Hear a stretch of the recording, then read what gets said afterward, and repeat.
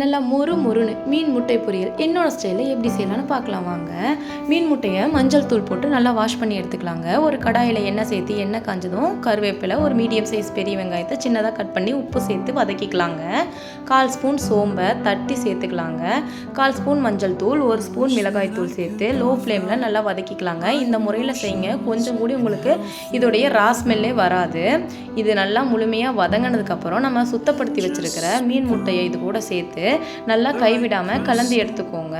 இப்போ இந்த முட்டைக்கு தேவையான உப்பை சேர்த்து நான் கலந்துக்கிறேங்க. நான் நான்ஸ்டிக்கில் செய்கிற மாதிரி இருந்தால் எண்ணெய் சேர்க்க வேண்டாம். இதில் கொஞ்சமாக எண்ணெய் சேர்த்து இது நல்லா உதிரியாக வந்துருச்சுன்னா நம்மளுடைய முட்டை பொரியல் ரெடி ஆயிடுச்சுங்க.